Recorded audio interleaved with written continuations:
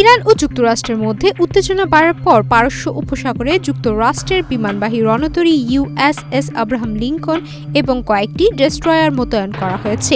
এর প্রতিক্রিয়ায় ইরানের সর্বোচ্চ নেতা আয়াতুল্লাহ আলী খামেনি সতর্ক করে বলেছেন, এই রণতরীগুলো সমুদ্রের তলদেশে ডুবিয়ে দেওয়া হতে পারে। তিনি আরও বলেন, রণতরীগুলো বিপজ্জনক, তবে তাদের সমুদ্রের তলদেশে পাঠানোর ক্ষমতা রাখে এমন অস্ত্র আরও বিপজ্জনক। খামেনি মন্তব্য করেছেন, আলোচনার ফলাফল আগেই নির্ধারণের প্রচেষ্টা ভুল ও বোকামি।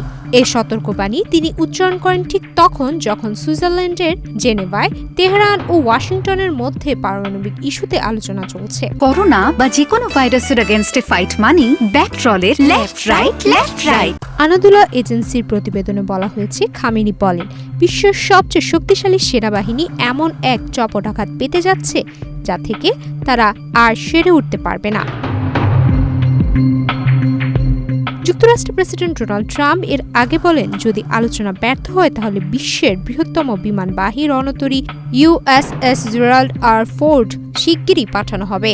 ট্রাম্প আরও বলেন, এটি দ্রুতই পাঠানো হবে। ইরান ও যুক্তরাষ্ট্রের দ্বিতীয় দফা বৈঠকে কিছু অগ্রগতি হয়েছে। ইরানের পররাষ্ট্রমন্ত্রী আব্বাস আরাকচি জানিয়েছে, দুই দেশ নির্দেশিকা নীতিমালা নিয়ে সাধারণত একমত হয়েছে, তবে চূড়ান্ত চুক্তি খুব শিগগিরই হবে এমন নয়। তিনি বলেন, বৈঠকে বিভিন্ন মতামত তুলে ধরা হয়েছে এবং এখন সম্ভাব্য চুক্তির খসড়া প্রস্তুত করার কাজ শুরু হবে। এ বৈঠকে ওমানের মধ্যস্থতায় পরোক্ষভাবে অনুষ্ঠিত হয়। ইরান নিরাপত্তার কারণে হরমুজ প্রণালীর কিছু অংশ সাময়িকভাবে বন্ধ করে এবং সেখানে সামরিক মহড়া চালিয়েছে। দুই দেশের মধ্যে উত্তেজনা চললেও আলোচনার মাধ্যমে পারমাণবিক ইস্যুতে অগ্রগতি খুঁজে বের করার চেষ্টা অব্যাহত রয়েছে। ইরান বলেছে, অনেক কাজ এখনো বাকি আছে এবং দুই পক্ষের মধ্যস্থতায় তৃতীয় দফা বৈঠকের তারিখ নির্ধারণ করা হবে।